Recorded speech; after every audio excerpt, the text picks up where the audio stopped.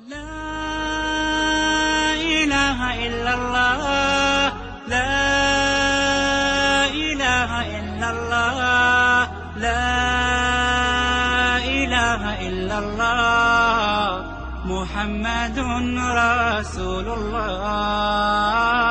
محمد رسول الله محمد رسول اللہ. شادی شدہ نوجوان ہے نا میرے پاس آتے ہیں مشورہ لینے کے لیے کہ ہماری شادی ہوئی ہے, یہ سمجھتے ہیں میں کوئی حکیم ہوں.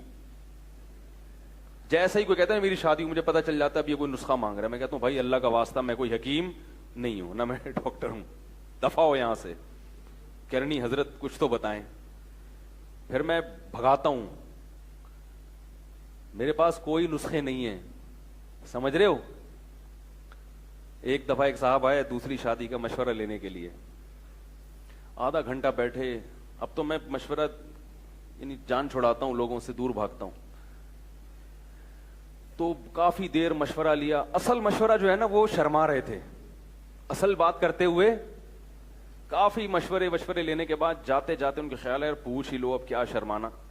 کہہ رہے تھے کوئی خوراک وراک حضرت کوئی کھانے کو کچھ بتا دیں. میں نے کہا قسم کھایا کرو. کیا کھایا کرو؟ قسم کھایا کرو, غصہ پیا کرو, اس سے بہت طاقت آتی ہے جسم میں. میں نے کہا روٹی نہیں کھاتے؟ کہہ رہے ہیں وہ تو کھاتے ہیں. میں نے کہا بس جو روٹی کھا لی اب کچھ کھانے کی ضرورت.